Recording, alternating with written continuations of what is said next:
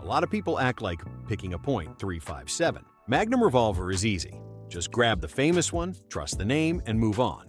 But you and I both know that is not how it works once real money leaves your pocket. Some of these revolvers sound amazing until you actually shoot them, carry them, and start noticing the little things that separate a good wheel gun from one that truly deserves the praise. And that is exactly why this list matters. We are not here to get distracted by hype, old stories, or a shiny finish.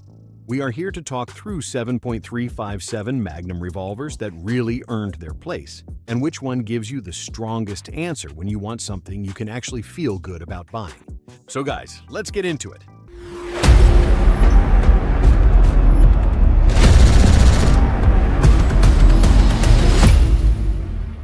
Number 7. Ruger SP101. Let's start with a revolver that earns respect the old-fashioned way, not by being flashy and not by trying to charm you in the gun case, but by being stubbornly hard to wear out.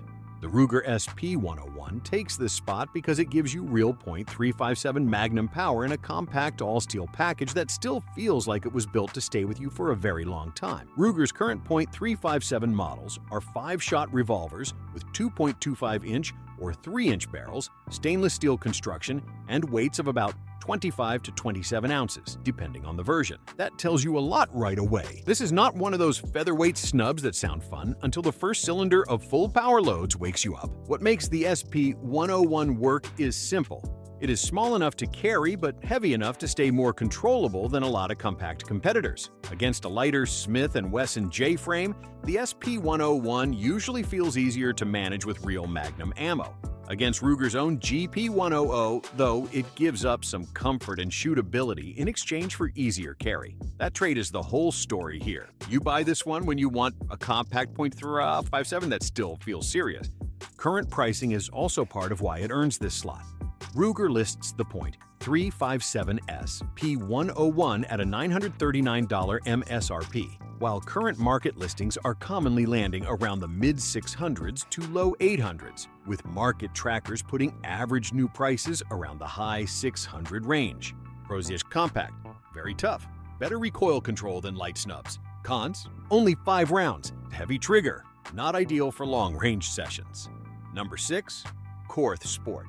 Now this is where the list gets interesting, because the Korth Sport is not trying to win people over with value, and it is definitely not pretending to be a normal buyer's revolver. This thing steps into the conversation like it already knows it is expensive and does not care who gets uncomfortable about it. And to be fair, once you look at what it brings, you start seeing why. The current Super Sport pattern is a 6-shot .357 Magnum with a 6-inch barrel, about 2.9 pounds of weight, adjustable sights, premium steel construction, and the kind of fit and trigger quality that puts it in a completely different lane from most production wheel guns. Some versions also ship with a 9mm cylinder, which only adds to the appeal for people who want something unusual at the top end. What makes the Korth stand out is how little it feels like a compromise gun. A lot of revolvers force you to pick your favorite strength, better carry, better durability, better trigger, better value. The Korth walks in acting like it wants all of them, then throws in match-level precision and hand-built polish for good measure. Against a Colt Python, it feels more exotic and more competition-minded. Against a Smith & Wesson 686, it feels more exclusive and more refined, but it also gives up the simple buy it and use it forever practicality that makes the 686 such a safe pick. That is why it sits here at number 6. It is outstanding, but it is also living in a price bracket where expectations get brutal fast. Current pricing tells the story clearly. Depending on the exact Super Sport version, current listings are landing from roughly $6,300 into the high $8,000 range, with published MSRP figures around the upper $6,000 mark. That is serious money, and it is the biggest reason this revolver cannot climb much higher on an all-time list built for more than pure fascination. Pros: amazing trigger, top-tier fit and finish, match-level precision. Cons: very expensive, too niche for most buyers, hard to justify on pure value. Number 5. Wesson Model 15/715. A lot of revolvers get attention because of the name on the side. The Wesson Model 15 and 715 are not those revolvers. These are the ones people usually understand after they shoot them, not before. And that is a big reason they have kept such a strong reputation with serious wheel gun fans for so long. They built that respect on accuracy, strong lockup, adjustable sights, 6-shot .357 capacity, and that interchangeable barrel system that made them feel years ahead of what most companies were doing. One frame, different barrel lengths, different jobs. That was not some range day gimmick. That was a genuinely smart setup that gave shooters real flexibility. Used Model 15-2 examples are still showing up with 4-inch and 6-inch barrels, while used 715 listings are still out there too. And that is really the charm here. The Dan Wesson does not walk into the room begging for attention. It just quietly shoots so well that people who know revolvers usually end up giving it respect anyway. Against a Smith & Wesson Model 19, it feels less graceful in the hand, but more flexible because of that barrel system. Against a Colt Python, it loses the glamour contest in about 3 seconds, but it can still make a very strong argument once the shooting starts. That is why it lands here. It has real credibility, real performance, and a following that did not appear by accident. The only reason it does not rank higher is that it never became a true mainstream favorite the way the big names above it did. Pricing still makes it interesting too. Used Model 15-2 examples are showing up anywhere from roughly the high $600s into the $900 range, while cleaner or more complete sets can go higher. Used 715 listings are wider, from a few lower auction listings into much higher retail style asks, depending on condition and configuration. Results very accurate. Barrel swap option, strong shooter reputation. That cons less common, not very mainstream. Prices vary a lot. Number 4, Smith & Wesson Model 19. Some revolvers win people over with brute strength. The Model 19 wins people over by feeling so right that a lot of shooters understand it almost instantly. That is the magic here. This is the classic K-frame .357, built around a 6-shot cylinder, blued steel, adjustable sights, and the kind of balance that made it famous with people who wanted real Magnum power without carrying something that felt oversized. The current classic keeps that spirit alive with a 4.25-inch barrel, while the carry comp versions take the same idea in a shorter, more modern direction. And that is why the Model 19 still has such a loyal following. It does not try to bully its way through the conversation. It wins by being quick, natural, and just plain enjoyable to shoot. Against the Ruger GP 100, the Model 19 feels slimmer and easier to live with, even if the Ruger is the stronger brute for heavy Magnum use. Against the Smith & Wesson 686, it gives up some long-haul durability with a constant diet of hot loads, but in return, it feels livelier and less bulky in the hand. That trait is the whole appeal. It may not be the hardest-use revolver here, but it has a feel that bigger .357s still struggle to copy. Current pricing still keeps it in an interesting spot. Now, new Model 19. Classic revolvers are commonly landing around the low $1,000 range, while used examples often come in lower depending on age, condition, and whether you are looking at shooter-grade guns or cleaner collector pieces. Pros: great balance. Classic feel. Easy to carry. Cons: not ideal for non-stop hot loads. Only 6 rounds. Nice examples cost more. Number 3, Ruger GP 100. Now we are into the part of the list where the revolvers stop asking for your approval and start acting like they already know they can handle the job. That is the Ruger GP 100 in a nutshell. This is the gun people end up respecting after the shooting starts because it was built around the kind of strength that does not need much explaining once you feel it. Current .357 Magnum GP 100 models come in 6-shot and 7-shot versions, with barrel lengths like 3, 4.2, and 6 inches depending on the model, plus the all-steel weight that helps this thing stay planted when full power loads start talking back. Ruger's current specs show a 4.2-inch 6-shot model at 40 ounces with adjustable sights, Hogue grip, and stainless steel construction, and the broader GP 100 line still centers on that same heavy-duty formula. And that is really why the GP 100 earns this spot. It is not the prettiest revolver here, and it is not trying to be. It is here because a lot of shooters want a .357 they can run hard without babying. This thing has built its whole name around that idea. The triple locking cylinder, the stout frame, and the simple keep shooting attitude are what make it such a trusted pick.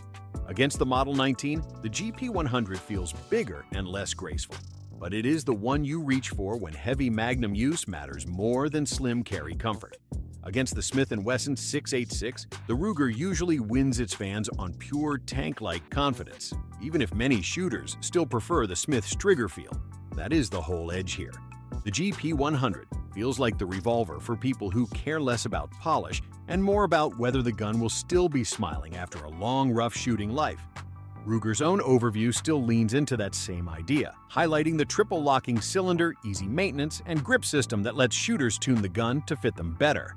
Current pricing fits the spot nicely, too. Ruger lists common point 357 GP100 models at about $1,029 to $1,149 MSRP, depending on finish and capacity, while live market listings are commonly landing around the mid-700s to about $900, with some variants climbing higher. Pros are very durable, shoots magnums well, easy to maintain. Cons, heavier than some rivals. Trigger is not everyone's favorite. Number 2. Colt Python. The Colt Python is one of those revolvers that can make a shooter want it before the first shot is even fired. That is the kind of pull this gun has had for years, and the wild part is that it usually backs it up. This is a 6-shot double-action .357 Magnum built around that unmistakable full underlug profile, adjustable sights, premium fit, and the kind of trigger reputation that has kept it near the top of dream gun lists for a very long time. Colt's current lineup still gives the Python plenty of range too, with 2.5-inch, 3-inch, 4.25-inch, 5-inch, 6-inch, and 8-inch variants. What makes the Python so strong in a ranking like this is that it does more than just look special. It feels special too. The gun points naturally, the action has real character, and the whole package carries that top-shelf feeling without needing help from the name alone. Against the Ruger GP100, the Python feels smoother, more polished, and more luxurious. Against the Smith & Wesson 686, it brings more prestige and more wow factor, even if the 686 still makes the safer all-around choice for a lot of buyers. That is exactly why the Python stops at number 2 instead of number 1. It is one of the most desirable .357 revolvers ever made, but it also lives in a more premium lane than the winner. And then we get to the price, which is where the Python reminds you that reputation is expensive. Current Colt pricing puts most standard Python variants around $1,699, with matte blued versions around $1,499. New market listings often land lower than that depending on barrel length, finish, and seller, while vintage examples can climb much higher once collectors get interested. Pros up: great trigger feel, beautiful finish, strong collector appeal. Cons: expensive. Vintage models costed a lot, less practical than the 686. Number 1. Smith & Wesson 686/686 Plus. And now we get to the revolver that keeps winning even when the conversation gets crowded, because this is usually the point where people start arguing for their favorite name, their favorite finish, or the one they have wanted since forever. But if you strip all of that away and ask one hard question, which .357 gives the widest margin for getting this choice right, the Smith & Wesson 686 keeps rising to the top. That is why it lands here. The whole formula is just hard to argue with. The 686 sits on Smith & Wesson's L-frame, which was built to handle a steady diet of full-power .357 Magnum better than the older K-frame guns, while still keeping a size that feels shootable instead of excessive. Current factory models include the standard 686 and the 686 Plus, with stainless steel construction, adjustable sights, full underlug barrels, and 6-shot or 7-shot capacity depending on the version. Smith & Wesson's current lineup shows 686 and 686 Plus models in 2.5-inch, 4-inch, 5-inch, and 6-inch configurations,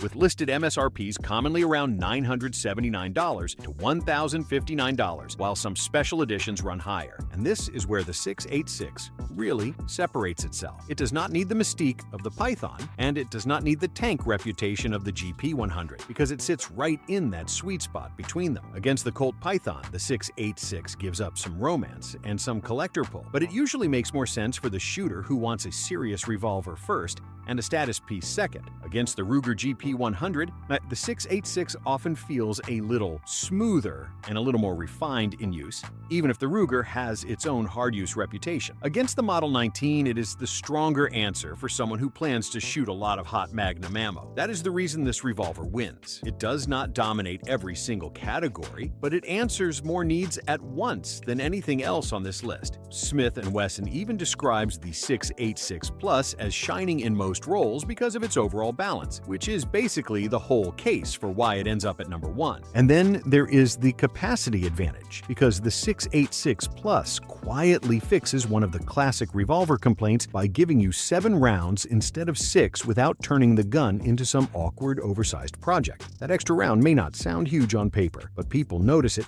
and they like it. A recent March 2026 review called the 686 Plus a classic L-frame with 7-shot durability and strong range accuracy, which fits the way shooters keep talking about it. That is exactly why this one feels like the safest winner. It is strong, shootable, proven, and broad enough in its appeal that it works for far more people than the more niche guns above it. Current market pricing keeps it in a very sensible lane too. New 686 and 686 Plus examples are commonly showing up from roughly the high 700s into the low 1000s, depending on barrel length and seller, while market trackers put average new values around the low $1,000 range and used values well below that. Provides a great all-around balance. Handles magnums well. 686 Plus gives 7 rounds. Cons: heavier than K-frame guns, not cheap. Less charm than a Python. So guys, that is the list. 7.357 Magnum Revolvers. 7 very different answers to the same question. What actually deserves your money once the hype dies down and the shooting starts? Some of these guns win on balance. Some win on toughness. Some win on history, prestige, or pure mechanical excellence. But if you want the broadest, safest, most complete answer, the 686 and 686 Plus are very hard to beat. Now I want to hear from you. Which revolver on this list would you trust the most? And which one do you think got ranked too high or too low? Drop your pick in the comments, and if you enjoyed this breakdown, hit the like button, subscribe, and turn on notifications so you do not miss the next one. Listen.